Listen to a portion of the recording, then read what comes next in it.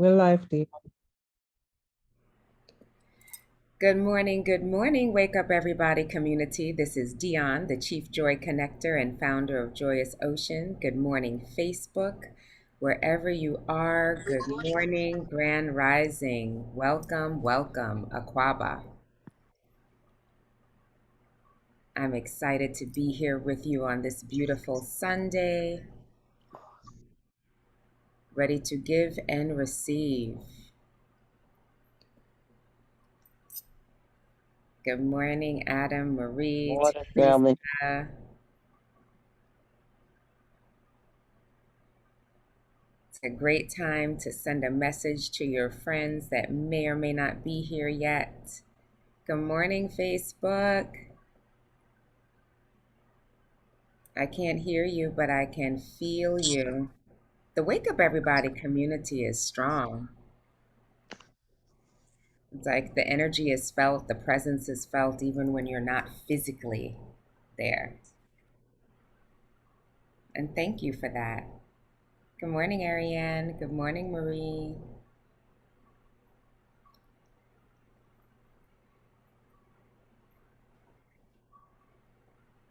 Well, today we're going to be talking about creating your grief toolkit. Some of you might have been here before some months ago when I talked about creating a self care toolkit, and it really is a subset, and we'll go more into that a little bit later. But one thing that might be helpful for you to grab is a pen or paper so you can take notes for yourself. Sometimes I'm so deeply immersed in the learning. Of course, we are so blessed to have that recording afterward that you'll be able to see on Facebook. But if you want to take notes now, it might be helpful. Or if you have a notes section on your phone, you can use that as well. But those are things to grab. And water. Water's always good to grab. Hydrate, hydrate, hydrate. Full disclosure, I'm sipping on coffee, but I have my water here too.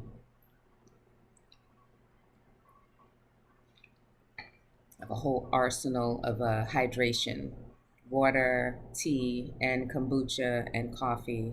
Stay hydrated, my people. Stay hydrated.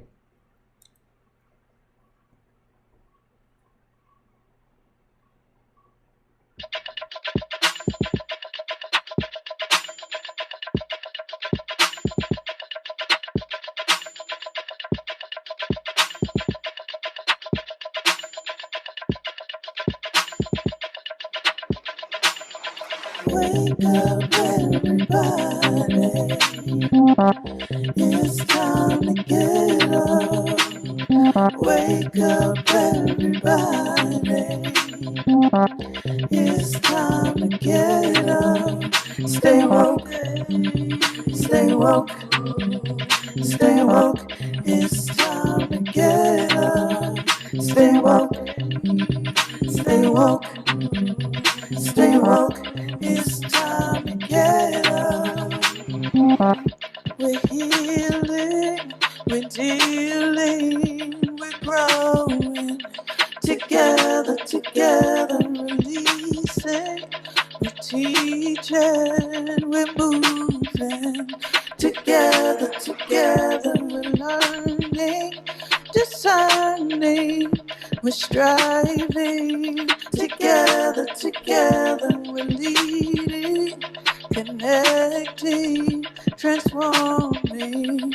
Together, together.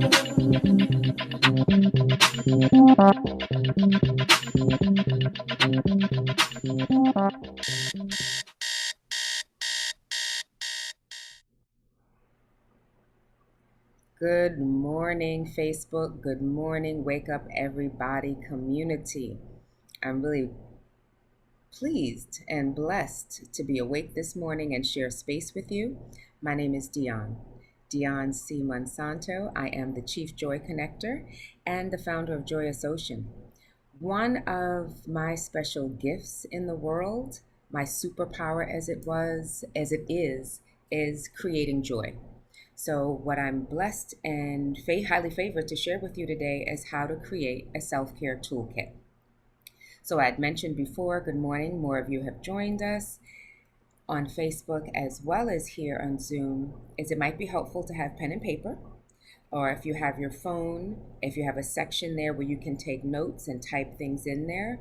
So, in talking about grief, I want to first start with grief. When we think of grief, a great deal of us tend to think of those that were physically in this realm with us, that were alive and have transitioned to the ancestral realm.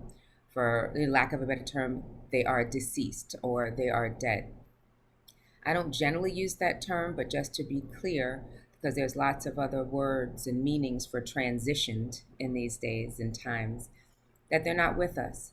But grief can be losing a job, grief can be ending a relationship, grief can even be moving. Sometimes, there are stressors in life that we move on and we step into that still bring us sadness. You're starting something new.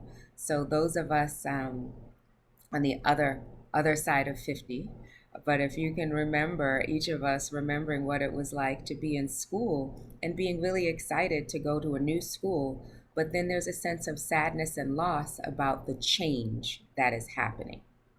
So I invite you to welcome all aspects of grief today so we can look at what is it that you need to get through grief. So what I'd love to hear from some of you, just to get your voices and your comments in the chat going, what are some of the things that you have grieved in the past year? So for me, it's definitely been a loss of being in physical community with people. And there was a sense of loss and sadness about that. And I was really, really excited about Shawnee stepping in for that space and creating the Wake Up Everybody community. I'm thankful for that. So I will pause so you can share what are some things that you have grieved or people that you have grieved. What have your sense of losses been over the past year?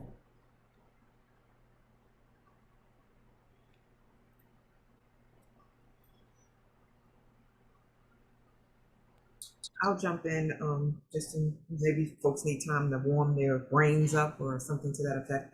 But I mourned two things. One was my relationship with my physical body. Mm, That year of being sedentary, being active, generating, but not generating in my physical body had a huge impact. And so the body that I had at the end of the year was not a body that I was familiar with. And it made me very sad. My core has, for most of my life, been really strong. And I would be trying to do sit ups and be cramping and walking, and my hips were out of alignment. I was just like, what the hell is going on? And I finally have gotten back to myself, not fully, but I'm like, getting closer to what I knew before COVID. So that was a shocker. And then also, I have been mourning the woman, my younger versions of myself. I hmm look at the mirror and I'm like, who is this?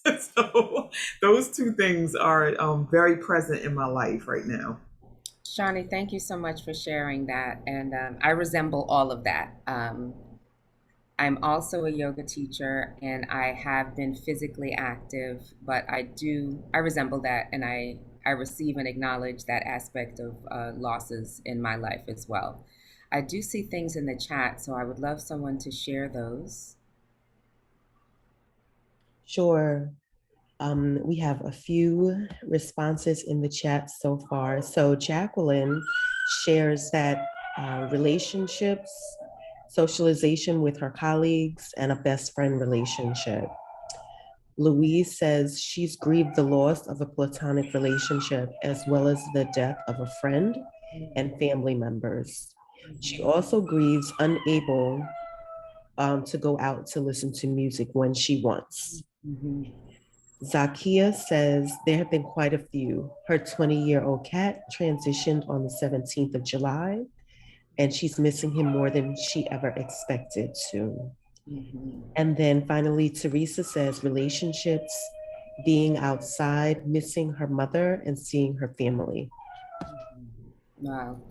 Thank you all for those shares. And please, if there's anyone on Facebook that has a share, let me know, Charmaine, if you want to share, what comes in on Facebook. So, having said that, I want to bring in one aspect of grief and loss because it was touched on by Shawnee. There is a part of it that is our identity. So, some of you know, Shawnee and I talk a great deal about our loss of our children, of both of us, our daughters, at different points in times. So, we are still mothers, but there's a sense of loss. So, for me, I lost a daughter. So, I saw myself as a mother of children. So, a trigger for me was when people said, "How are your boys?" And I was like, right, they don't see me as having a girl because my daughter is no longer living. So there's an identity. So Zakia, sorry for your loss, losing her cat and being shocked by the amount of loss and grief she's feeling right now. So for all of us, we have a certain level of identity. We see ourselves in relationship to that thing. So whether it is in relationship to a physical human, to a fur baby, a fur family member, is it to a mother or a child? Because someone said they'd lost their mother. That loss that you're having, when you look in the mirror and there's a mental perception, honestly, but there's also a physical perception of our body in real space that we have. So the identity shift is a shock because we know us as one thing, and then when we see ourselves as something else, then there's a disconnect. Things don't align. As you know, when you're wanting to bring the chakras and certain things into alignment, there's a smoothness that our brain and our body desires to experience, and it's disjointed. So, one thing, oh, I see more things in the chat, so I want to pause to bring those in and see if Charmaine has anything. Then you can grab your pen and paper. Okay, so there were a few more comments dropped in the chat. Jennifer says, losing social connection, the simple ability to touch and see others. She's also resonating with Shawnee in her body, just also lost a lot of people in various realms in the professional aspect as well as friends and post-pandemic. Candace says, I grieve the loss of my mother, nephew, and loss of quality connections with my family during COVID-19.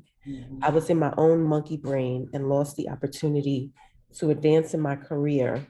It was offered on a platter, and she says she could not accept it. Ariane says the loss of best friendships. And then Candice went back to say, I also constantly grieve the loss of opportunities in my community in terms of real estate. Okay. Thank you for all of that, Nisha. And thank you all for sharing vulnerably.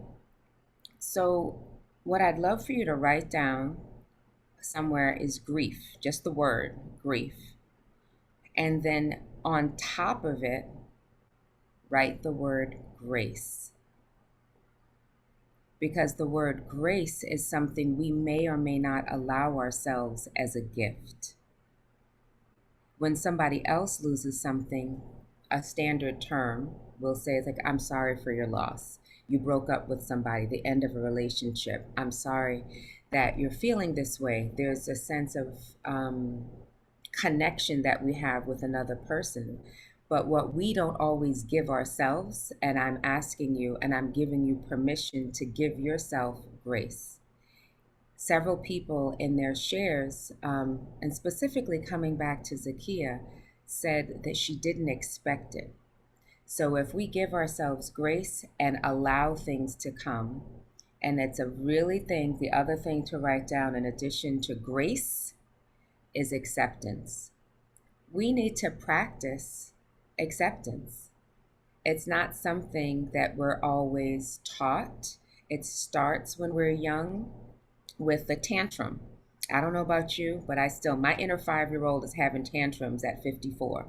So when there's something that I want to do that I feel as though I cannot do, if I want to go out and play and I need to work, if I want to see somebody, if I want to hug somebody, and give myself grace to experience those emotions.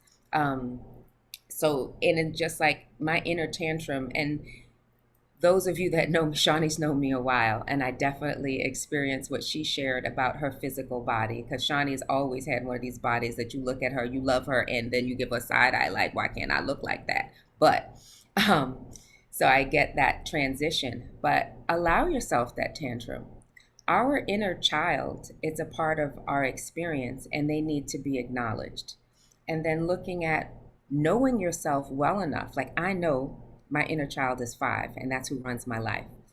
So if you're aware of how old your inner child is and what they need to feel fulfilled in life, there's a certain aspect of knowing yourself that is crucial before you can build a self-care kit in general, and then go a step further to see what is it that you need to build a self-care kit focused on grief.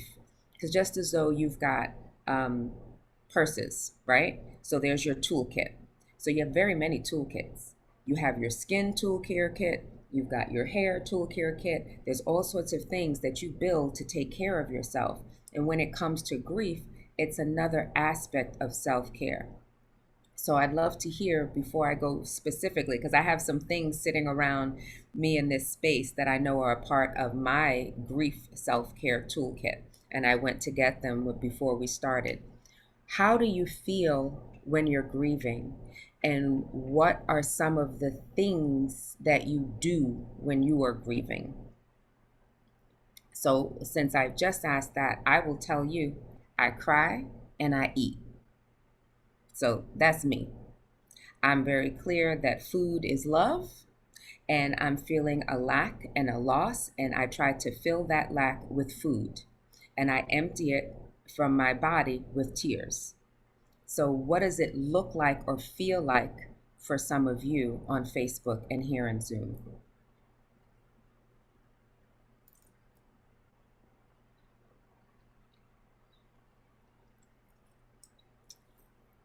Thank you. I see Shawnee said she dives deeper into work. She eats sweets and she cries. I love what I see in the chat here. And if there are things on Facebook, please share it. But I love Zakia. Her heart hurts, that she cries and eats lots of junk. So let's talk about self-care. And since food, I love it. Jacqueline says food has also been her go-to. Candace works longer hours and runs and exercises and eats ice cream. So let's talk about what we can do in grief. There are different stages of grief, and it's gone from 5 to 7. I don't exactly know when that happened, but things are changing rapidly in this world. So in talking about some of the stages of grief, and again, being open to this is not just the death of someone, whatever transition or change or loss you're experiencing. There's shock or disbelief, there's denial, and there's bargaining, where it's like you're trying to figure this out. There's guilt. Some of us have experienced survivor's guilt, anger, a depression, and then getting to the point of acceptance or hope. And there are lots of things that show up, and those of you that are sharing in the chat and possibly on Facebook about what it looks like for you. So let's start building what are the things we can do. So keeping busy is great. I see crying and self-medicating. Here's one of my biggest self-care toolkits, and this is going to look interesting. My sunglasses. I have a collection of glasses, and as a part of my grief toolkit, I always have glasses. Literally to this day, if you see me on the street ever, I will have 1 or 2 pairs of sunglasses in my bag, because I have given myself permission to cry, period. Wherever I am, it's been on an airplane, it's been on a train, but what I find that I need to grieve and cry wherever I am is privacy. So this one shield, that one shield of having glasses that I can put on and you not being able to see my eyes, gives me permission and space to cry publicly. So I may be out somewhere or sitting on a train and having moments of tears. I have a box of tissues next to me here, but in my purse, I actually keep tissues. So if I'm sitting somewhere, I will dab and I'll give myself permission. So something that you need to give yourself is permission to be where you are. And that's a part of self care, giving yourself permission that your body has changed and changing the rules, because the rules are just using names of people that have spoken in the chat. So saying Jacqueline. So Jacqueline, giving Jacqueline permission to be where she is, giving yourself permission to say, in a global pandemic, it's okay for my body to change. The world is different, and therefore I am different because in concert with what is happening in the world. It is okay for me to be sad. I did see the word, I'm not sure who said it, but I did see the word depression come up in chat. It is okay and it is healthy for my moods to change. I loved so deeply that in response to that thing or person being gone, I have permission to feel sad. I have permission to eat. I have permission to get support. So I'll pause for a moment to see if there are more things to share. I'm hoping Facebook is popping in and has something to say. So between Charmaine and Naja, what is happening out there in your minds? And if somebody wants to share their voice, I'm open to that as well. So Dionne, let me read the chat. I don't see any hands raised just yet, but let me share what's in the chat. And I'm going back to when you asked the question, how do you feel when you're grieving and what do you do? Shawnee says, I dive deeper into work. I eat sweets, I cry. Z says, my heart hurts. I do that too, cry and eat, lots of junk. Jacqueline says, food is also her go-to. Candace, I work longer hours. I run, I exercise, I eat ice cream. I said I sleep.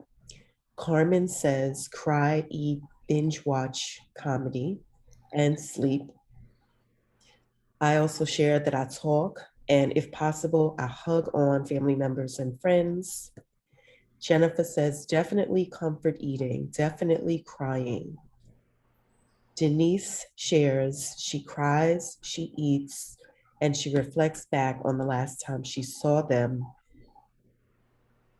And Ariane, I hope I'm saying that correctly, I pretend it will be okay and mentally mourn it, and then fill the void with everything else.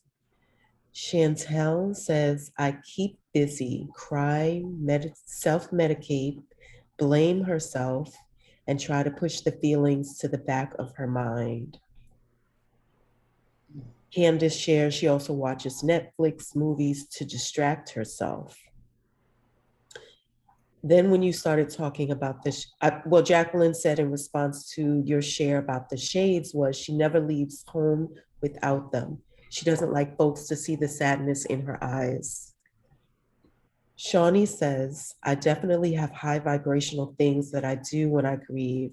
She shares how she feels with others, meditates, does ritual and ancestral work, burns incense, plays music, and does personal readings with her divination cards. Louise shared, I feel sad, and she feels it in her chest. For death, she tries to remember the fun times that she had with the person and what joy they brought to her life. She also plays music, journals, and talks about her feelings. Charmaine says, I feel lost, alone, and anger, along with not eating or sleeping. I thank you for the share about giving ourselves permission, because I often do not give myself permission to grieve when I have a loss. And then finally, Teresa says, eating sometimes, calling people and crying a lot, playing Scrabble, watching YouTube and Netflix, and then talking with herself about what she's dealing with, and reasoning with herself about what she's going through, and sometimes depression. Mm. Thank you so much, Nigel. And thank you all for sharing so vulnerably. I hope you're taking notes because the community, as always, the Wake Up Everybody community, has shared powerfully things that can be in your toolkit.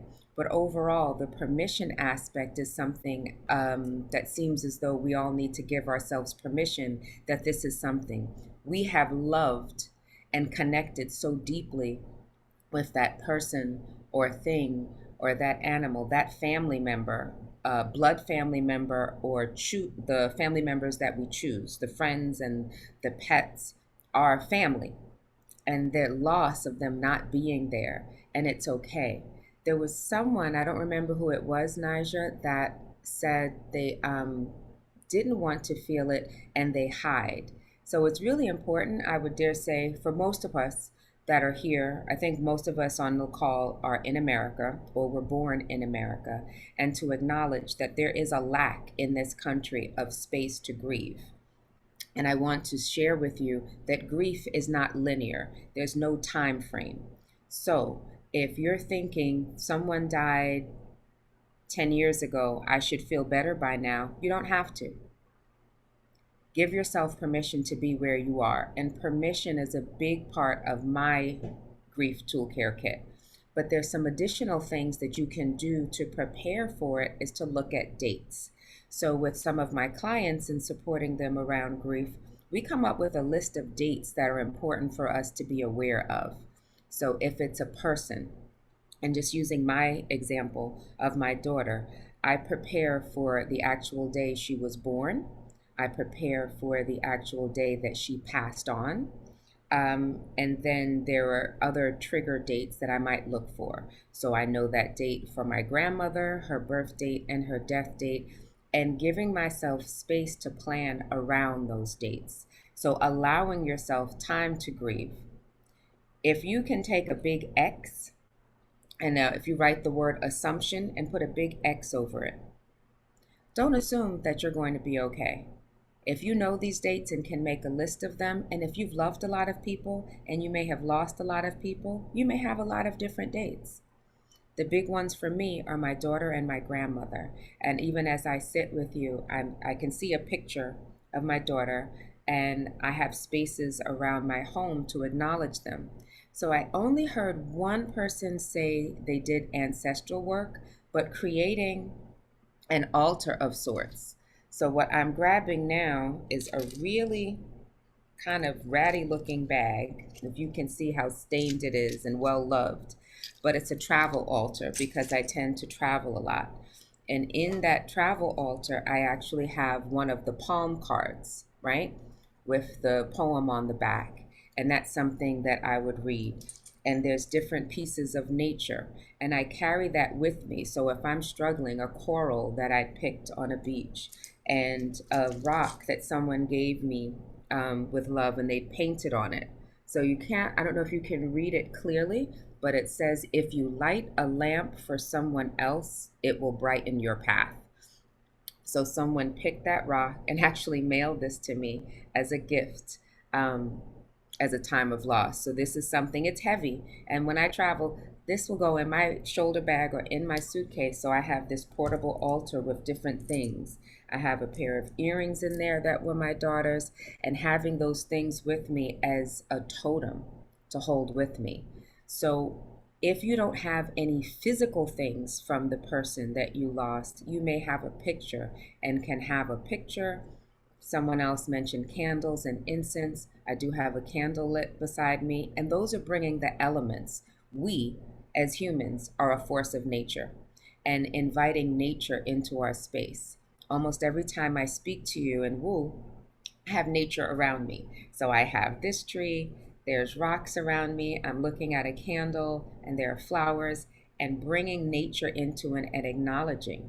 And now, how many people, I'm going to raise my hand first, how many people have conversations with those that you have lost? Oh, I'm happy to see the hands up. On Facebook, and if you're in the chat, you can raise your hand as well. Having a conversation.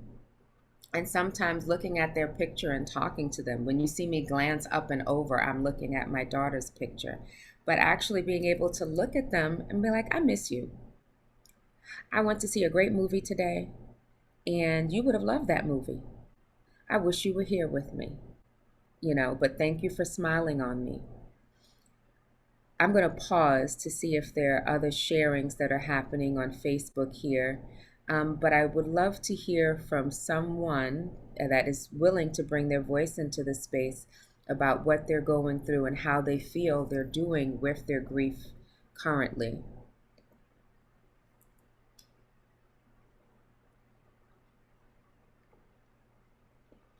Yeah, let me support.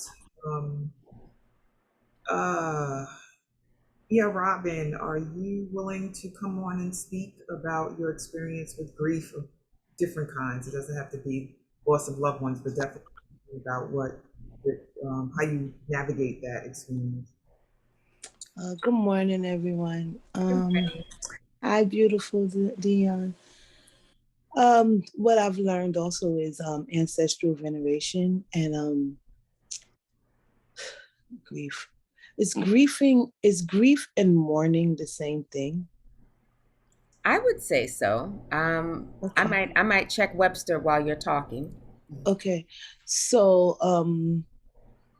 so yeah, my nana, my grandmother, my maternal grandmother has been deceased since 2001, and I was so very close to her. So it like you said earlier, it doesn't matter the amount of time at all, because I was so close. I mean, I was so close to her that I would like almost call her every day. So there are things in my life, and you think since 2001 is 20 plus years ago, and so much has evolved in my life that I would love for her to be a part of. So some of the things that I do, well, I have an ancestral shrine and I have ancestral tools, and I can go to my shrine and I do talk to her like through pictures, yes, but just also the way that we in my tradition venerate ancestors.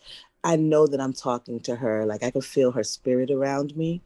I can smell her scent sometimes.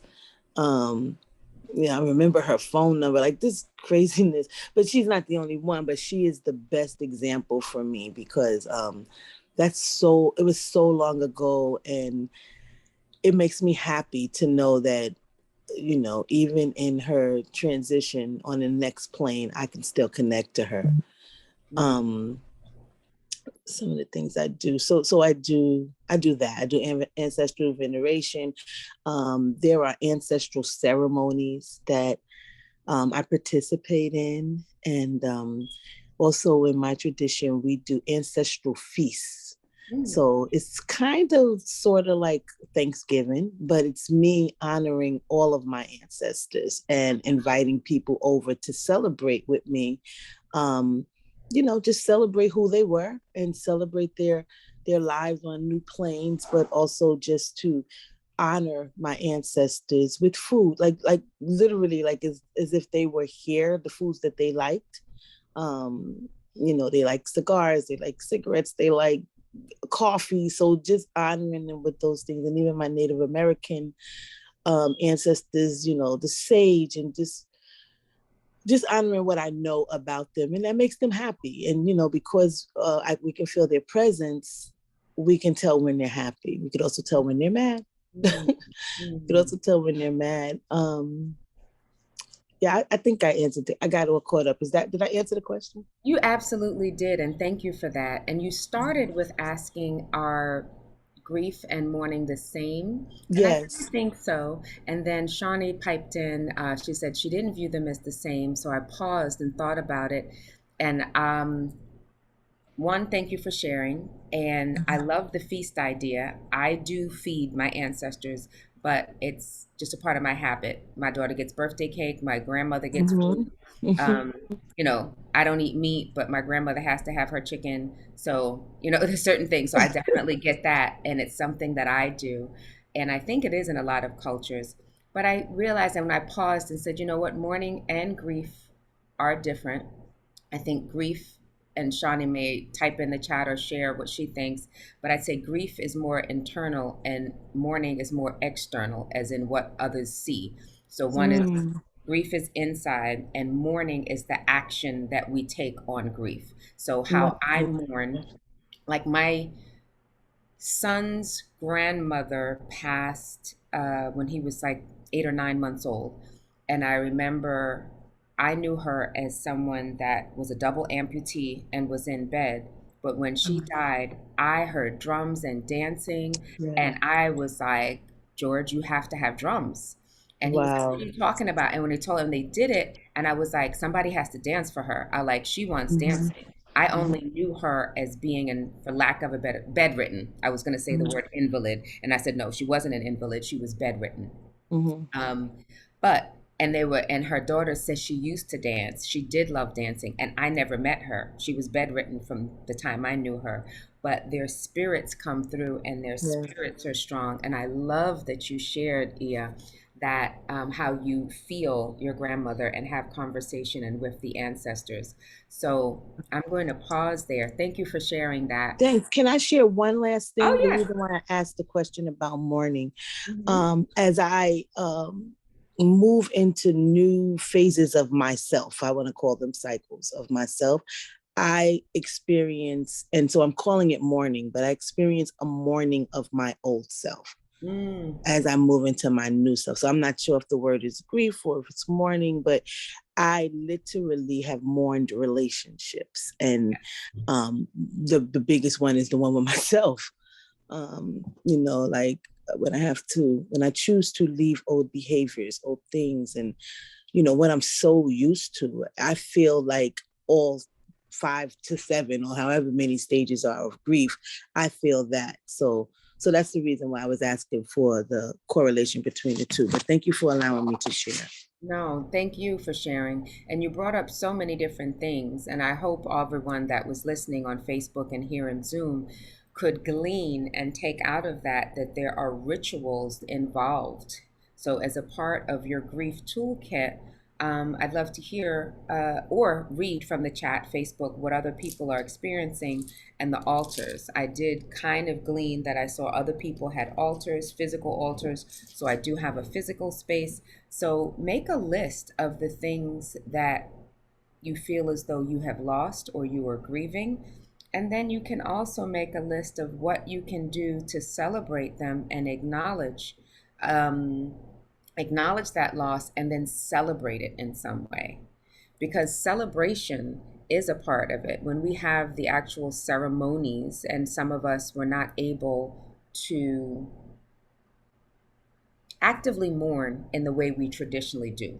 Within our respective communities, Ia mentioned Native American, and then for most of us hailing from African born in America, there are traditions that we have in the Black American community, in the African, Native African community, in the Caribbean community that we had not been able to activate in gathering together. But I do think the blessing from that is we've created other ways to celebrate. We've created our altars. I'm going to ask whoever I guess is supporting me to switch the who's pinned on the screen that we're looking at and feeling the love. There's so much love that is being seen in the world based on our loss, and we can acknowledge that and creating that list. Are there any shares from Facebook before I move on, Charmaine? I want to keep the Facebook family present. Facebook has been very they have been very quiet. I think they're like just sitting there taking it all in. And we'll Okay, see. Yeah, we'll see what they come up with. okay. And is there something? Oh, wait, I see Teresa's hand up. I'm sorry, I didn't see that. Teresa, did you want to share something? Do you want to come off mute?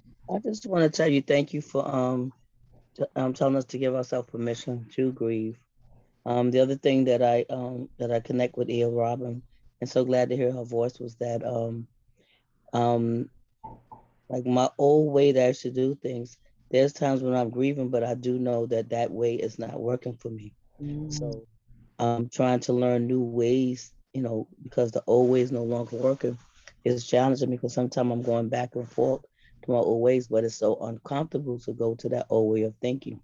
So I'm learning to do, new way, like learning new things, that make, like learning new ways to deal with stuff is new for me, but it is a revelation for me. And really, I'm happy about it. But there's times when I do revert back to my old self, but I've become so uncomfortable with my old self that I have to just adjust to who the new person is becoming.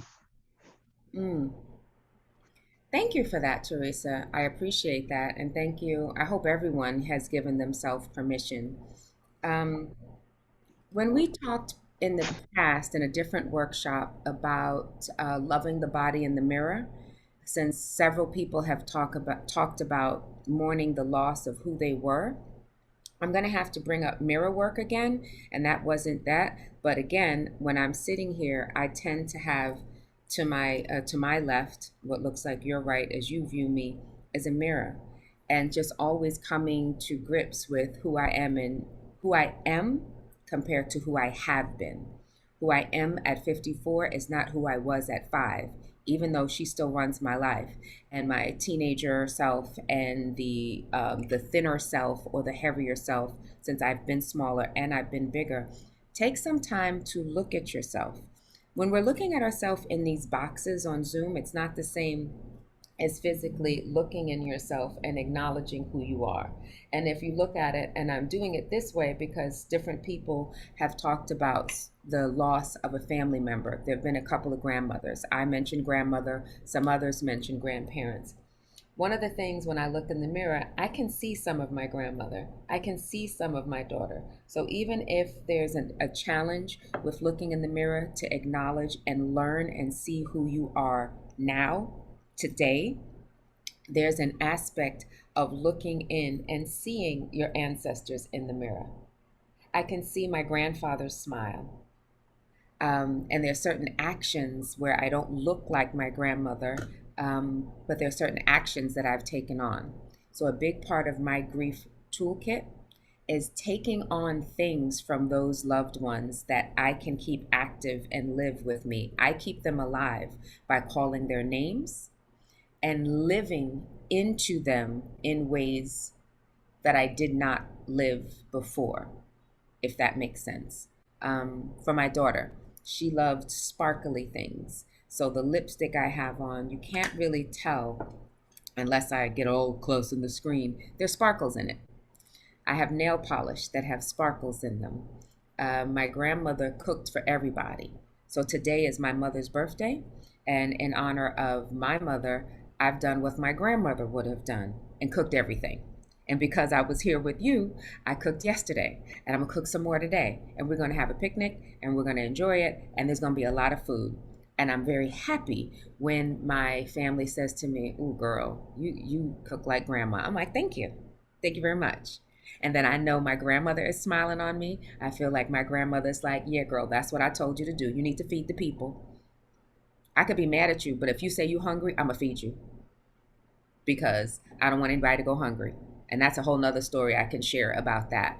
So if you have a mirror can be a really important part of your grief and your mourning because as you see yourself, you, Shawnee, Louise, Nija, Zakia, as you see your physical self, you can, if you are open to it mentally and spiritually, see those that you have lost. And you can see the versions of yourself. When I look at pictures, I have a picture of me and my son's father, who has also passed. And when people look at the picture, so many years ago, I was like 20. People like, "Is that you or your daughter?" I was like, "No, that's me." And I was like, but I love that people can look at that picture and see that other person. Because I didn't think we looked alike. But they were like, "Oh no, that is definitely your daughter in that picture." So I'm going to pause because the chat is popping. I love y'all here. I love Woo because you are so, so, so here and present with us. So talk to me, Nija. What should you share? Or if there's somebody that wants to talk, raise your hand and I'll bring your voice in. Yeah, there is a lot in the chat. And I will read some of the comments, but I'm led to ask a couple of people to share with their voices what they have shared in the chat, if that's okay. I If would that's love okay. that. I would love that. So, Candace Hurley, are you willing to come off of mute and share what you have shared in the chat about your grandmother? Grand Rising, absolutely. Thank you. Such a pleasure. So I just put in the chat about my grandmother Enid. Was such a source of support as a child. She was so loving and giving to me. I only knew love without discipline or expectations through her. And when she passed and transitioned, I felt the force of the loss of her life. As I walked on DeKalb Avenue, the force rose up towards the sky and my knees went weak. She was gone. And the truth is, I lost my connection to my family when she passed. Thank you so much. And it is okay, Candace. You loved her so much. You're still feeling it in your bones, in your body, in the spirit. But I will dare say to you, without knowing her, she is there. And that connection, I cannot speak to the loss that you're experiencing and the connection to your family. And I'd love to hear you share more about that. And even if you choose to share more, you don't have to. I will dare say you're always connected to your family, whether you physically see them or speak to them or hear them or not. Go ahead, Candace. I heard you start to say something. No, I just said, I know that's correct. I know that's Okay. Okay. Okay. Yeah. And how do you keep your grandmother? What is her name so I can call her name? Enid. Enid. How do you keep Grandma Enid with you, Candace? It's funny. The love that I give to people, to strangers, to others, it really is through her that I learned that love. She's alive. I'm kind to other people. Yeah. Yeah. And may I ask, are you extending that love and kindness to yourself? I am beginning to. Absolutely. Absolutely, my sister. Yes. Okay. That's a really important part of all of our self care toolkits and grief toolkits, to extend the same love and kindness we would to others to ourselves. That person we lost, if they would have loved us, if they would have fed us, if they would have smiled upon us, it is up to you, Candace, to take Grandma Enid's love inside of you and share it not only with others, but with yourself. Okay. Yeah, thank you so much for bringing your voice to this space. And thank you for sharing Grandma Enid with us. That touched my heart, girl. I can definitely feel the love you had for her. And I'm looking forward to being able to do something kind for someone. You said that she loves sharing love with others and with strangers. And that is definitely something you can bring into a space of sharing it forward. So, whatever the things are, we've said so many things. I'm hoping that you've created a list. I started writing some things down, giving yourself permission, having grace, having sunglasses. I didn't say it, but someone in the chat said laughter. And if that person had a sense of humor to laugh, because Candace brought in Grandma Enid, I will definitely share from my grandmother in terms of the cooking. My family's Caribbean. We're from St. Thomas. So while I feel she shared love, it may not have always looked like kindness to other people. You know, sometimes us island folks can be, there's a certain harshness that is attributed to those of us. I will include myself in that. But I will still say, in my grandmother's honor, what I said is hard candy is still sweet. So while Grandma B, was hard, she was sweet. And her love showed up through her food. And that is one of the reasons I choose to eat certain things. But so many of us talked about food in our grief toolkit. We can, after we get to our comfort food, whatever that is, I'd seen ice cream and sweets and junk, we can choose to bring in something that will feed us in a more positive way. Because even though the sweet helps temporarily, long term, there are other challenges. As my grandmother had sugar, as we term, with diabetes, there can be a thing as consuming too much sweet. I saw lots of activity in the chat and something going on with my beautiful Chantel. So I'm hoping Chantel will bring her voice into the space because I don't know what happened and I don't want to read it. So come through, Chantel, please. Good morning. Good morning. Good morning, community. I told you before when you sent your summary, like I have to be at this session. I need this. And I'm happy to be here. I shared the last day of my when my mother was here on earth before she transitioned, and she was in hospice, and I had a Reiki master come and just be with her and help her with her final transition. I wanted her to feel safe and comforted in a way that I couldn't provide, but that was my baby. I took care of my mother for like 15 years, so I made sure she went out in style, kind of thing. Her soul, her spirit was comforted. And so I stayed with her overnight most of the time. And when I was getting ready for work on the morning she did transition, she sat up straight. Her face was full. It wasn't sunken in anymore. And she had this amazing glow that the sun just hit her face perfectly. And it was like soon after Mother's Day. It was May 17th. That's one of my dates here. And she just looked like herself. And I was like, wow, okay, you're pulling through. You're going to be great. And it was just like she just made sure she was done up and perfect the last way. Like the last time I would see her would be the last way I really truly remember my mother when she was healthy. And it was like, as I reflect, all that energy it must have taken her to just provide me with that final image of her. And even in her last moment, she was selfless and made sure that I had that to hold on to for the rest of my life. So that's what was going on in the chat. Yeah. Wow. Thank you for bringing your voice to the space and sharing that experience. I have such a good visual of it and can only imagine. Wow. I'm going to use that with my mom today since her mother can't be with her on her solar return, her birthday, and what it was like for her when my grandmother passed and see how she's doing. But because she was the one who cared for her. So thank you for that. Because I hadn't thought of that experience of what that was like for her. Yeah. It seems so. What a wonderful gift you gave her by having a death doula, or there's a Reiki master. Yes. And Shawnee mentioned it before, and she mentioned it here again. So maybe it's something that I need to explore, and that's one of my gifts that I haven't tapped into yet. But just making sure that she was comfortable, and that's the only thing that I felt in my power I could do at that time, because I knew like it was time, it was transitioning, and I knew my mother was tired because she used to say, I don't want to leave you here with these crazy people and my sisters and brothers. So when she did go, I knew it was time that she was tired, and it was time for her to go, and I had to let that happen.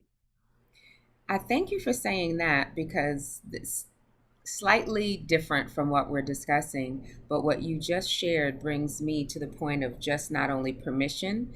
Sometimes our loved ones, if we're with them and knowing they're about to transition to the ancestral realm, they need permission from us. Yes. I had given my grandmother permission to transition. She told me at one point I was visiting her and had another friend with me, and she looked at her, she goes, I'm ready to go home. I'm ready to go home. I'm like, yes, ma'am. And later on, my girlfriend said, did you hear what she said? I was like, oh, I heard her and I understand her. I respect that. And, but I said, but my mother and my sister were not ready. So she hung on another couple of years and slowly deteriorated. But that was to give them time. It's that selflessness, even in the end that they give us. And I knew my mother, she wasn't present, but she was present. I was 2 weeks before she passed, I was diagnosed with cancer, and she was saying it in her sleep, and no one said anything to her. So I was like, how does she know this? Is she getting signs? She's transitioning, and something is, she's embodying something else. And that's when I knew, like, she's connected to the other realm and she's going, but she would say it in her sleep. And I was like, she knows something. Wow, So wow. she was present where she needed to be. Yeah. And bring her name into the space. Oh, So, Michelle Natalie Gamble. Michelle, Yes. Michelle. All right. We And I had hear her name all the time now. All the yeah, time. yeah. Calling their names is really important. So keep your loved ones alive. Yes. And I think it's really important. Thank you so much, Chantel, for Thank sharing that you. beautiful experience of Mama Michelle. So, and even if we're talking about, as Shawnee started with, and I think Teresa, all of us have mentioned it, or well, several have mentioned it in some ways, grief and loss of who we were. That person is still there. Little Dionne is still alive. You know, younger Shawnee is still alive. Premenopause Dionne is still alive. All of that is alive with us. And the people that have physically transitioned are with us. So, with whatever you've written down, please write down a way you can celebrate whatever you have lost or whoever you have lost. I celebrate the 15 years I had with my daughter consistently. I'm going to go out and dance. I'm going to speak to people. I'm going to help people because those are things that she did that I would do. For my grandmother, I will feed people. I keep them alive and call their names, Bianca and Seaway and George and all of them. And I'll talk about her. And at some point, people that don't know me is like, oh, how old is your daughter now? And I'm like, oh, right. I speak about her so much. It sounds like she's living because she is a living entity for me. But I'm like, oh, she died 10 years ago. She would have been 25, but she's very much present and alive with me. So please, how can you celebrate whatever your loss is or was? Whether it was Z with the cat, you didn't mention what your cat's name was, but any of how can you celebrate your old self or the person you lost, because that celebration is a part of how you can move forward powerfully. And I'm noticing the time. So, what should I share, Niger, before 8 a.m.? So you can bid farewell to those community members that may need to roll off to go to church or work or other obligations. Okay. We Okay. will drop your contact information in the chat for them as well. Okay. So, my beautiful Wake Up Everybody community, if you can stay, please do. And if you have something to move forward with on your day, I thank you for being here and I wish you well in your day. I hope you continue to build your self care toolkit and your grief toolkit. So, as life happens, because one of the things we know is life is going to happen. So, we might as well prepare for it. We know that someone is going to die. We know if we are so blessed that we are going to age, and we may be so blessed to get to 70, 80, or 90 years of age. So bring in ways that we can celebrate and honor those we have lost and past aspects of ourselves. Have a blessed day. They're going to drop my contact information in the chat. I will pop in. I am a part of the Facebook group, so I will pop in and chat there as well. So I do hope to hear from you in the Facebook group or on my Facebook page, but have the most blessed, powerful, and amazing day. And Louise, you wanted to say something. You're still on mute. Hi, good morning. Yes, Good I'm morning. here. Good morning. My internet might be in and out, so I'm hoping it hangs in there with me. I wanted to just make a comment because you talked about giving permission for them to transition. And my grandmother and I were very, very close.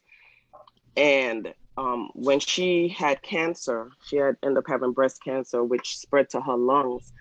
At that time is when I knew why I became a nurse, because I was able to make her quality of life so much better. I went to her with all of her appointments and so forth.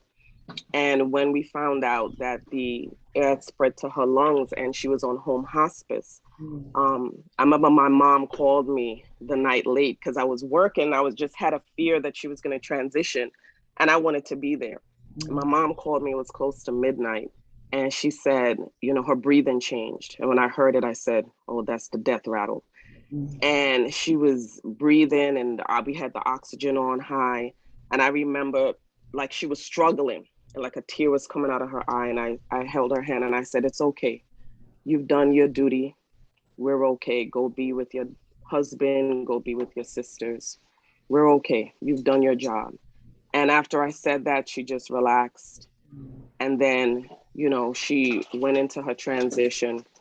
And, you know, I had my stethoscopes. I was listening to her heart because I had to call the home, the funeral home, to let them know, because there's a home hospice. You don't call the police. You know, the funeral home takes care of it. And I was just so thankful and blessed to be able to do that for her, to make her quality of life, because she sacrificed so much for me coming to America from Guyana to help to raise me.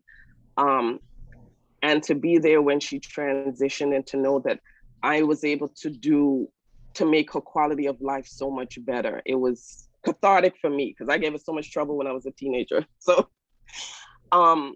you know, her having the permission to transition is, you know, it's an experience I'll never forget. And I still talk to her. She visits me in my dreams from time to time.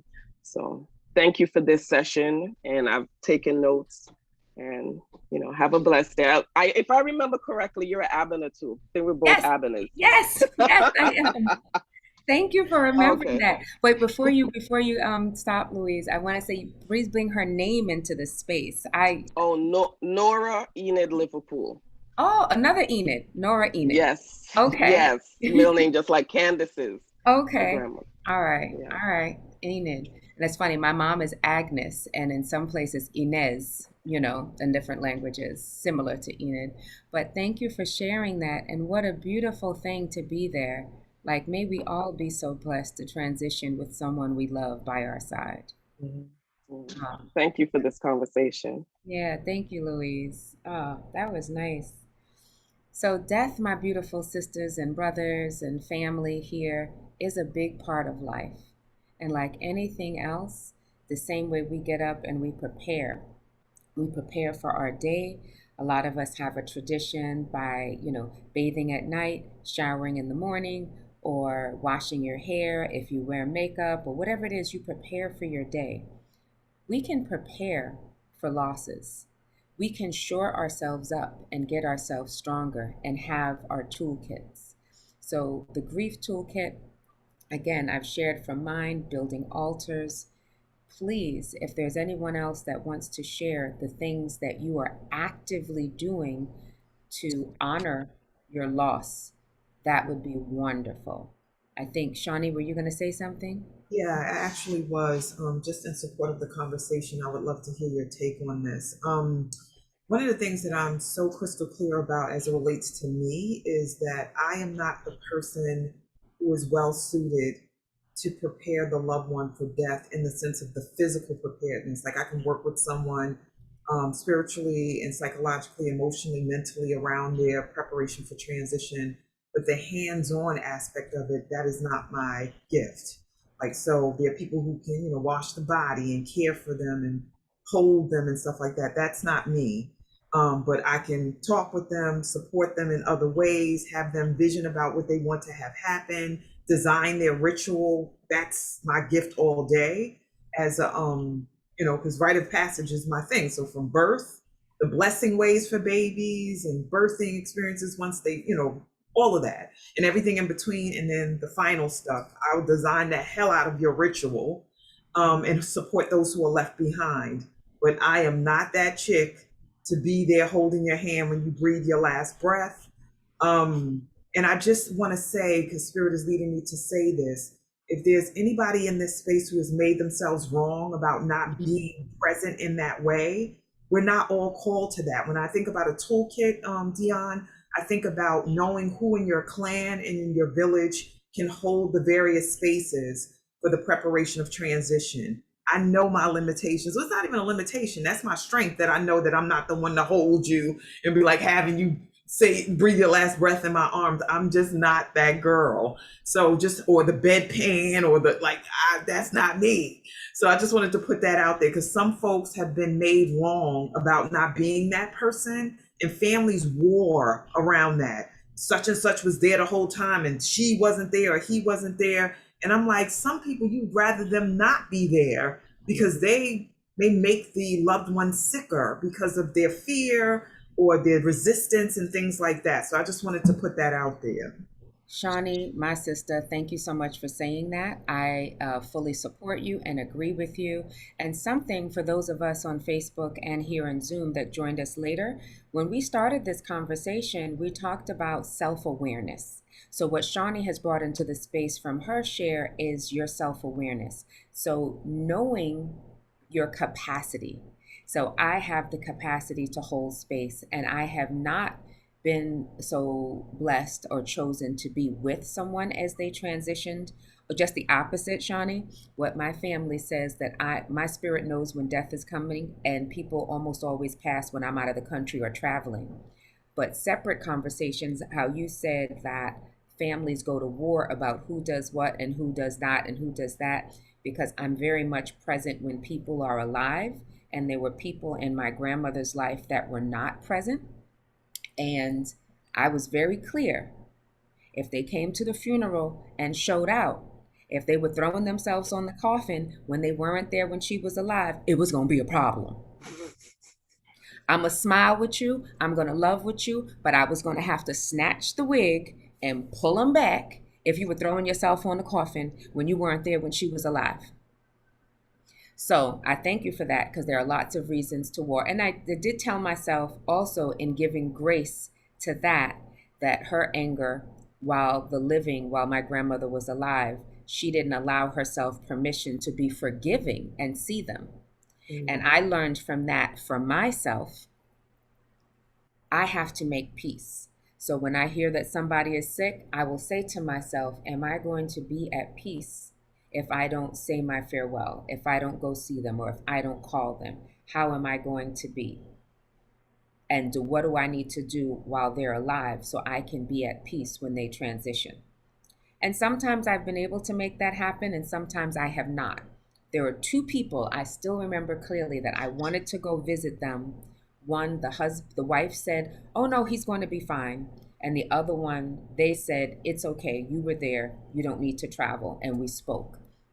But I still wish I had gone to see them while they were alive. But I made peace that it couldn't happen. And I don't know. It's funny that you know that, Shawnee. I'm not sure. I think I could be there, but I don't know. And I think so I don't cause a scene at the funeral. Spirit, make sure I'm away, because I would be that chick. I saw you clapping, Louise. I would be that chick. We already know how to Abanaz are. We come through hard. And it's like, you will not be carrying out at this funeral. You are going to go sit down. You're going to go sit down twice. I'm an Abner too, so I'm all down for the cause, for sure. Check you, for sure. Thank you, love. I appreciate you. Yeah. Oh, that was beautiful. So I'm hoping, adding to your list, the mirror may be uncomfortable for you, but it's a big aspect of self-care as well, so you can see yourself and love yourself. And as you see yourself and love yourself, you can see those you have lost. You can see your past self. And totally different conversation, but important, you might even be able to see your future self. And bring that in there. So you can see who you were, who you are, who you're becoming. You can see your loved ones. And several of you mentioned this, and I want to bring this in. As Shawnee said, I'm being called to say, some people see their loved ones after they transition. Some people dream them. Some people do not. So do not feel as though there's something wrong because you don't have visions of that person. There are things, so Shawnee has shared with Shamani, it's peacocks. For me, it's butterflies. So something I have next to me as a gift is a notepad with a butterfly on the top. And it doesn't show very well, but I have a butterfly tattoo on my wrist, but you won't see it on the screen. So whatever it is, but knowing yourself and giving yourself permission is important. And when I read through the 7 stages of grief, one of them they said was guilt. And allowing yourself to relief and release guilt. Even if you don't know how to do it, anything you want to get rid of, paper and pen is some magical stuff, man. You write it down, rip it up, burn it. Write it down, rip it up, drown it. Write it down, rip it up, throw it in the garbage. Write it down, whatever it is you need to do, flush it down the toilet. But creating a way to release and get it out of your physical body. And I don't remember, we have had a presenter in the past talk about this. I think it's the doctor, but just how we hold on to things in our physical body. So we often create dis-ease by our discomfort with things. So the more comfortable we become with ourselves and with death, the more at ease we'll be able to move forward powerfully. And it may take time, a long time. I think I'm in a constant process of seeing who I am and who I'm becoming. You may have noticed my glistening. You'd be like, oh, her skin is glistening. She's glowing. It's a hot flash. That's all it is. There's some, oh, so it's a hot flash. But acknowledging these different parts of my life, I'm embracing. So all of our younger women in here, be prepared. Menopause is coming. There's not a lot of conversation about it, but be okay with it. It's another stage in life that you can welcome and find joy in. And my toolkit, oh, I don't have it next to me. Oh, my toolkit for menopause is a fan. Just always have a fan ready so we can do that. But Naja, you were going to say something. I know the chat has been popping. Oh, I am off mute. I'm sorry. I didn't realize that. Oh, okay. There is a lot in the chat, and I was just scrolling. A few people, when you were talking about mirror work, mentioned that they saw their loved ones in themselves. A few people mentioned that they saw they realized that they have their grandmother's hands, their grandmother's knees. I think Z mentioned that when her mother died, people thought that it might have been her because she looks just like her mother. But then she also shared that people who knew her father think that she looks like him. So that's interesting to me because I have an experience like that as well. So yes, there is a lot in the chat. And there was something that I wanted to bring forth that you already spoke about. And I think Louise said it, that her grandmother comes to her and she visits her in her dreams. That's an experience that I have. My grandmother visits me a lot in my dreams. And when I tell other members of my family, they say, well, she doesn't visit me, you know. And so because I am who I am, I tell them that's because she doesn't love them. But I know that's not true.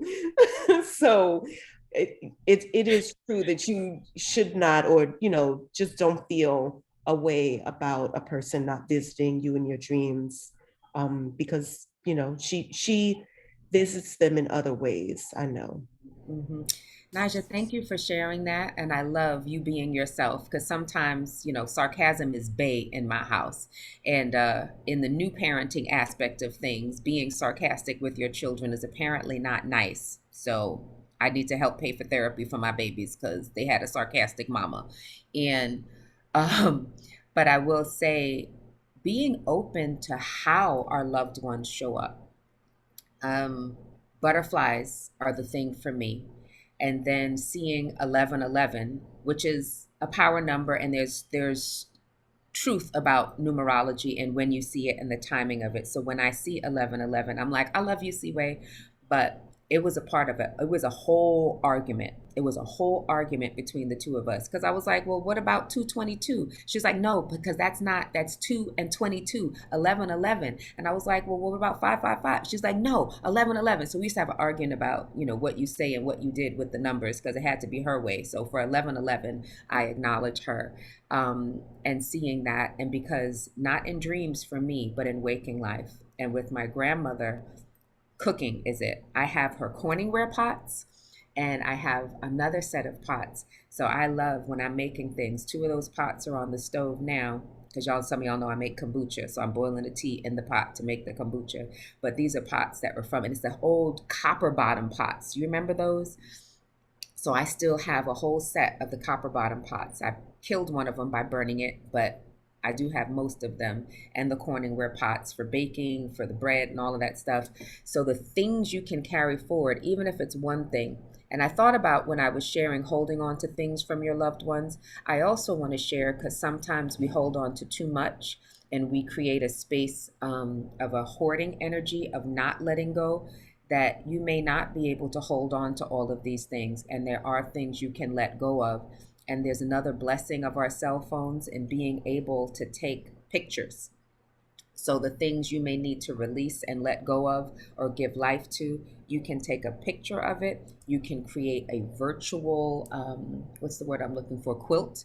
If there are fabrics you want to get rid of, we're looking at certain things to create a quilt from that, create an artistic experience. And there was a sister in Wu that I know did quilts and shared some of her quilts with us before.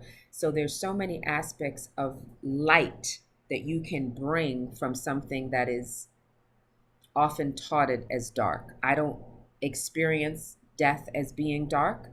I experience death as being another cycle of life and feel that all of my dead live with me. And because I have experienced a great deal of loss, I invite you, whether you have experienced one death of a human or a friend or a pet, to like your bench of love is deep. So when I walk into the space, and I believe someone can correct me if I'm wrong, it was Maya Angelou who said that she walks with, 4,000 ancestors. So when I step into the space, I'm coming with a deep bench of my personal ancestors that I know and remember, but I'm also coming into the space with the ancestors that I don't know. And something in terms of traditions and things, even if you're not hailing from a traditional African faith. I believe it was Iya Robin spoke earlier, and some of us are worshiped with Akan or with Yoruba or Ifa or Lukumi or different places. We all know that there's a sharing of water or spirits that happens to acknowledge. Creating ritual has been deeply grounding and can be a deeply grounding part of your toolkit. I'm not a big church goer, but I will go to church at times if I feel as though it's a calling from my grandmother, and I will show up present for her. Be like, oh, grandma wants to go to church, so I guess we going to church. And I was raised as Episcopalian, so our church is closed, but I'm like, all right, I'm gonna go to church with somebody today because that's what grandma want. Okay. So if anyone wants to share what they've gotten and something they can add to their toolkit, I'd love to hear that. And if you have questions, because we still have over 20 people here in the space, because before I close out, I want to make sure you all feel comfortable that you have some more skills, some more tools, because I do believe each and every one of you, each and every one of us is infinitely resourceful and has skills, but we can always beef them up a bit. Go ahead, Sister Althea. Good morning. Good morning. Happy Sunday. So I lost my first love boyfriend at 20. It's 15 years now, and I still struggle with that loss. I still even when I talk about it, it brings me into a very vulnerable space where the tears and the watery eyes and just that emotion is there. I acknowledge what you said about guilt, because when he died, I remember fussing with him that day because he was going to a party, and it was Sunday that someone came to my house. It was a Saturday, and then Sunday, someone came to my house, his cousin, and I just knew that he had left. I felt it. I woke up and I didn't feel like his presence. So I knew that he was gone. Like, even when I just saw his cousin, I just know like it wasn't good news. And I felt guilty because I felt like the last moments I was so like nagging him about, oh, why are you going out? I was going out with the boys. You don't spend time with me, like, girl stuff. And I felt like if I could have just been a bit more understanding or caring or saying something saying I love you or be safe and those kind of things, that it would have been a good farewell or a better farewell. And so now I practice like expressing love and compassion. And it just put me more as in a very vulnerable space in life, in the way that I view things and I view people.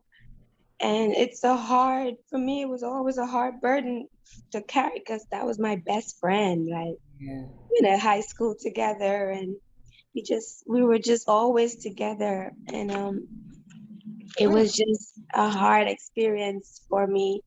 And 15 years later, like, some days I just miss him. And one thing he always said, like, be yourself. Don't worry about what no one else will think Ashe. about you. Ashe. And I am very self-conscious. So when I walk in a room, I just remember those words, to be myself, because someone saw me as the most beautiful, most amazing person out there. And I take that with me. So today I just want to say thank you, Kurt E. Richard, for being such an amazing, loving person in my life, for showing me that I am worth being here. Because that was something I struggle with. And I hold on to the memories and I let go of all the things, but just I keep one locket that I bought, and it's just a token of his love. And I just wanted to share that. So thank you. Althea, thank you, Althea, for sharing and having a love so powerful and deep that 15 years later, it has moved you forward in a way that makes you present. I do see beauty in you. As soon as you came on, I was like, the hair is popping, the bantu knots are popping. I love the blonde. I see the yellow. I see the polish. I see the clothes you have on. Like, you looking cute, and you didn't have to be on camera at 8 something in the morning. It's not. So thank you. And it's okay. Grief, I'm not sure if you were on when I shared it, Althea. Grief is not linear. And so many people have shared how long ago. So my deepest loss was 10 years ago, but there are other people, my father, my grandfather, and other people, it's been 12 years. That linear thing, it's cyclical. There are days and times, and you can allow that if you have a picture, a locket, and it's okay. And vulnerability, let me tell you something, girl. Vulnerability is sexy. Vulnerability is a superpower. Vulnerability is something to hold on to and be present, because you can use it to support yourself. You can use it to support others, because anybody that does not allow vulnerability in their life, they're creating dis-ease. It is a part of life. So Thank you for that. you're welcome. But vulnerability, and I will say quite honestly, as someone that's Aries and a Tuesday, there's so many aspects of it. I learned to feel my feelings from my daughter, who was Pisces. So you got such a great gift in his transition.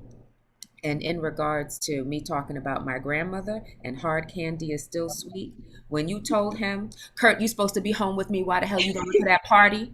You did say I love you, because you were showing up 100% authentic as yourself.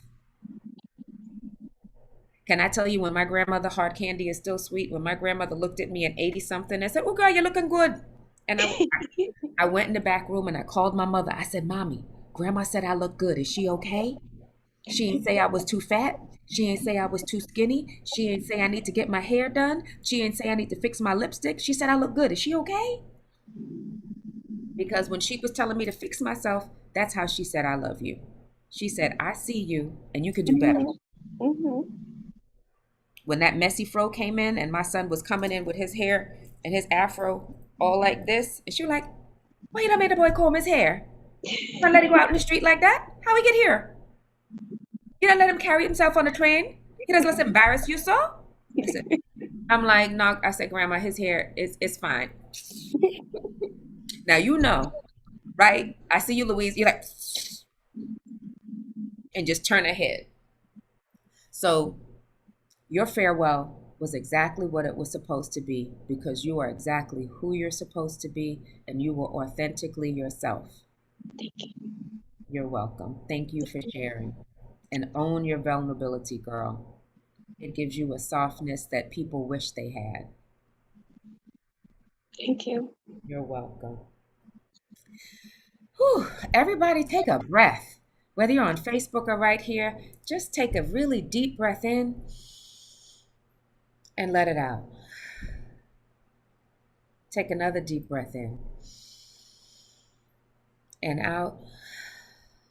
And let's do this one more time together and make some noise on the way out. Deep breath in, hold it in, and make some noise. Ha, ha. Whew, that was a lot. Y'all love a lot. Y'all are beautiful, powerful, loving beings. And when something or someone you love is no longer with you, you feel it. And you know what? Your feelings are divine. And when you find yourself being numb, find a way to connect to those feelings.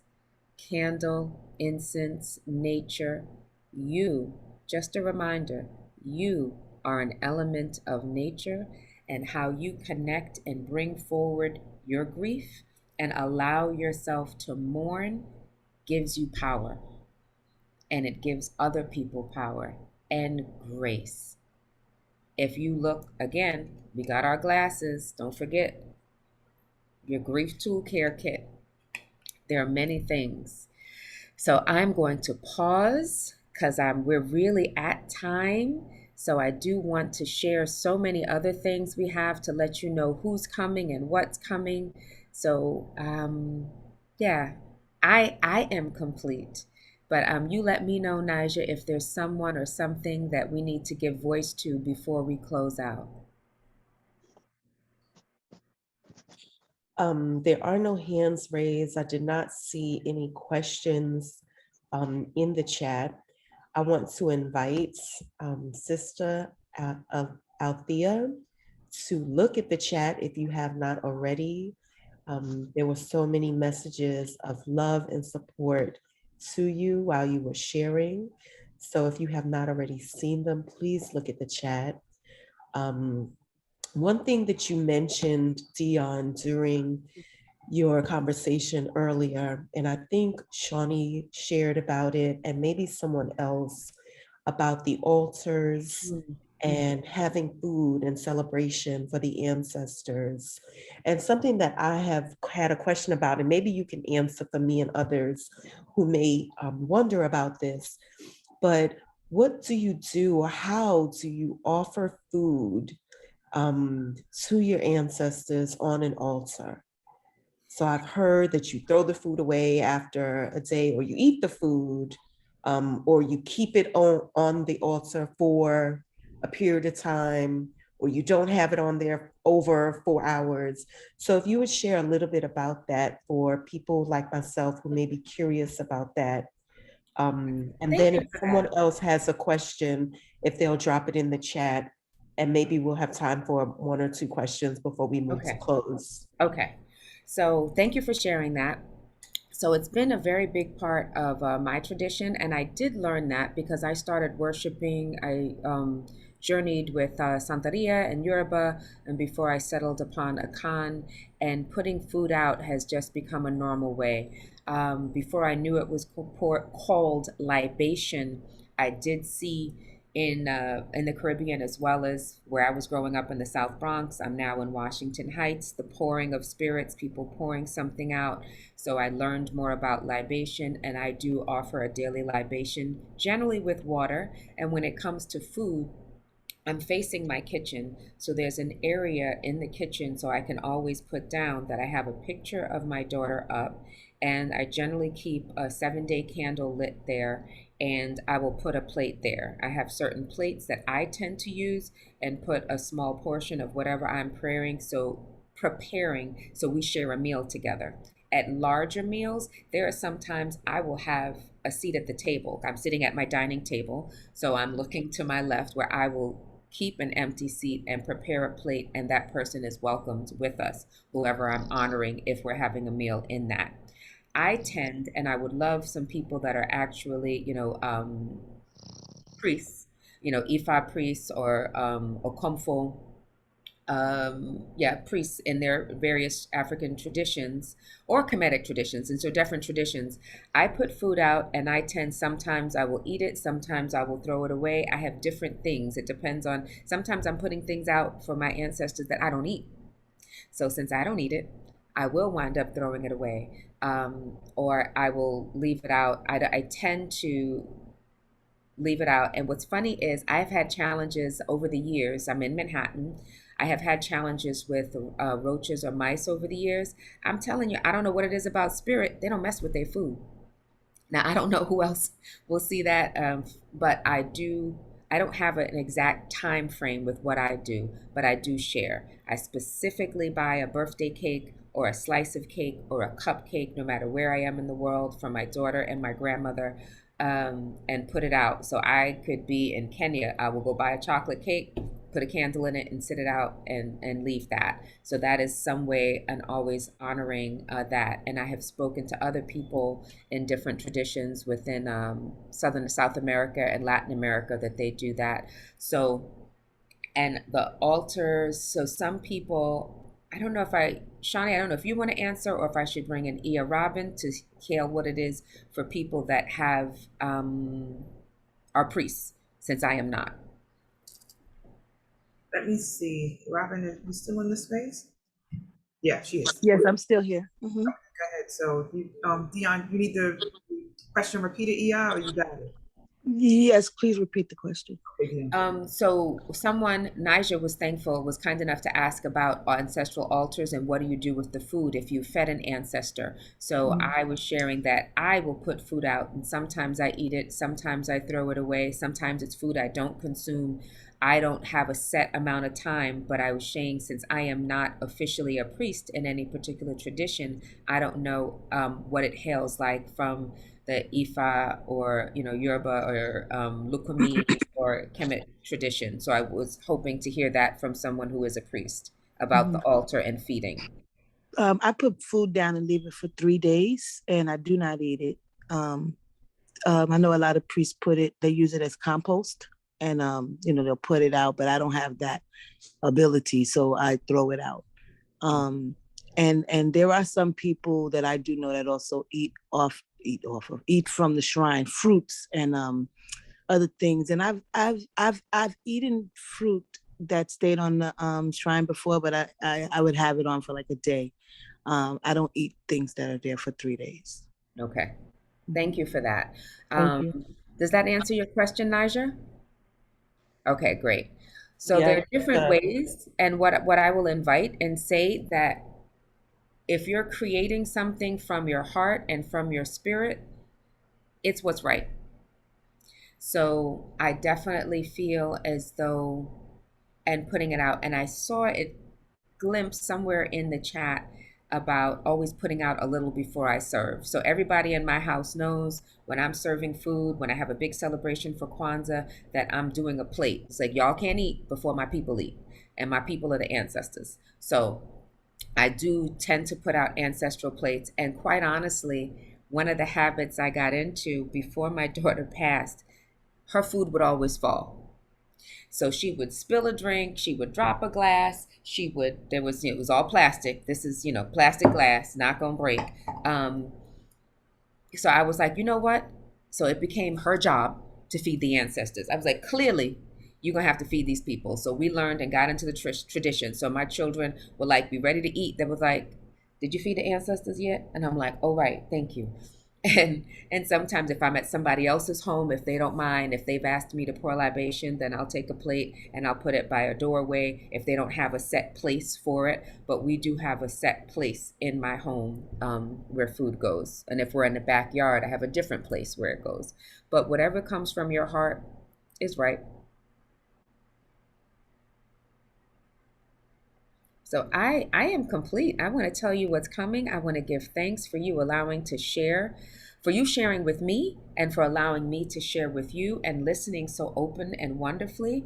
I really do hope you have a list, and I'm looking forward to going into the Facebook group and engaging and seeing what other questions and chat comes up from people that are watching this later, because I do love watching the replays. Um, yeah, this has been a wonderful experience. And I found a new way to bring my grandmother into the space to celebrate my mom today. So thank you. Thank you. Thank you so much. Yeah, I'm overcome with the motion. This has been great, Dionne. Thank you. Are you ready for me to put up the slide? I would love that. Okay, great. I will do that.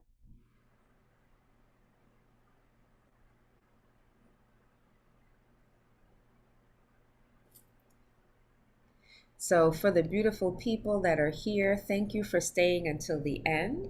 So, what I have is my special offer. Again, some of you may or may not know, I am a coach and I do have clients and yogis. So, the first 4 participants to click on the link, I know my support will put it in the chat, will receive a complimentary breakthrough session. To schedule your session, you click on that link now, not tomorrow, but now, and schedule. Once you make a schedule and go on my calendar, I will get an email. So even though you're not reaching out to me directly, as soon as you pick a time that works for you, I will receive an email, and it will be complimentary for the first 4 people that I receive the emails from that schedule time to speak with me. But I will provide, if 20 people want to speak time with me, I will provide a discount for those after the first 4 winners. It generally is pricey, but for the Woo community, we will make it a substantial discount that will work within your budget. So I am not going to even create a set price, but it will be a discounted price. So please, if you want to be one of those 4, click the link that you see in the chat and set up time, and we'll chat personally, privately. And then, since there's always something coming up and beautiful in the community, I want to let you know about what else is coming up so you can wake up with our schedule and see who else is going to be speaking. My contact information is there, my phone number, where I am on Facebook, on Instagram, and yeah, and once you go to that link tree, you can click on that since they've dropped it in the chat as well. You can always find me. You can see what you'll see there now is that I was speaking today and registering for that.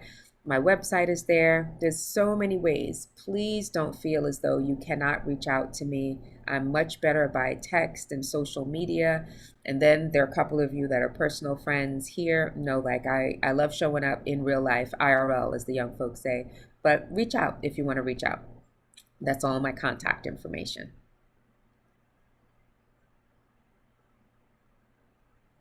And because one beautiful way of creating a cycle of energy of sharing is to create a love offering. So if you are so moved, you can use Zelle or QuickPay using the email that you see there. If you're not able to do it now, you can take a picture of it. You can use Cash App as well. And please, if you are so inclined, share, and you can use the code 376DM, because this is day 376 in terms of offerings here on the Woo virtual community, and my initials are DM. So please share. It's one way you give so you receive. And when you wake up nice and early tomorrow, if you join us on Monday, July 26th, it'll be Pop That Cherry Part 2, and that will be facilitated by Shanale Mejia. And then on Tuesday, July 27th, your Why to Win is being facilitated by Amelia Blake. Set your alarm clock and join on Zoom or join on Facebook, but join. And when you watch it in the replay, if you're not joining, please share your comments. Keep the Woo community vibrant.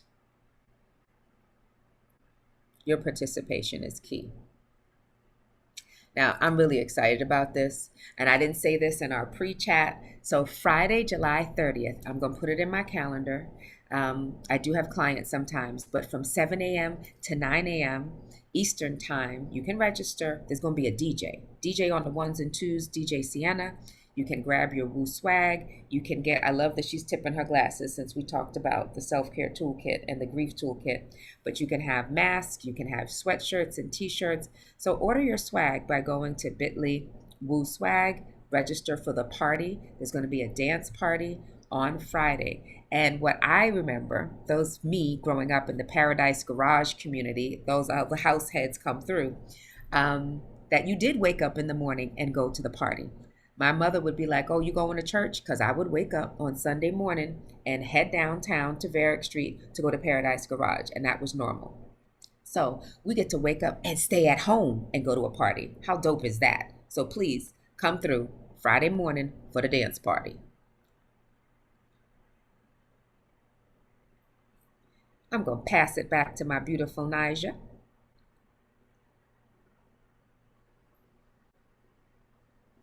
All right, had to unmute myself. Today, if there are any new members in our space, we want to welcome you.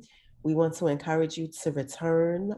And for the members that are here and are already a part of our community, we ask and invite you to invite your friends and family. So if you are new, wave, say hey in the chat.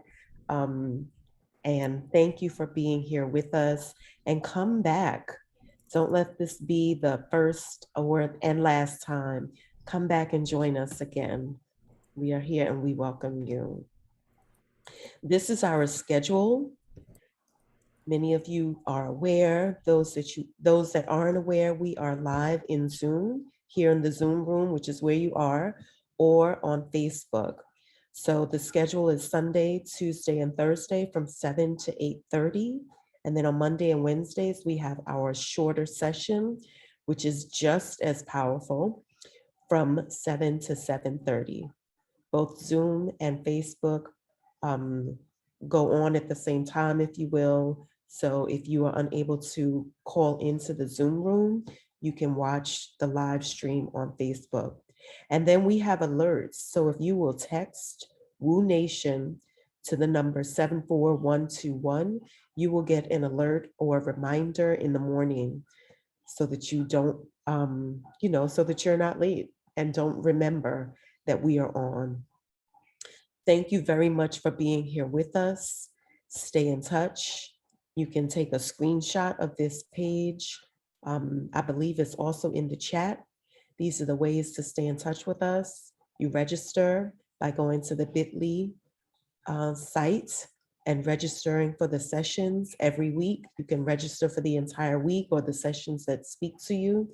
Then there's Facebook. You can stay in touch on our Facebook page. And like Dionne mentioned, please go into the Facebook community, our neighborhood as we call it, and let the facilitators know what came up for you during their session, and share with the others what came up for you, what you took away, so that we can activate our neighborhood.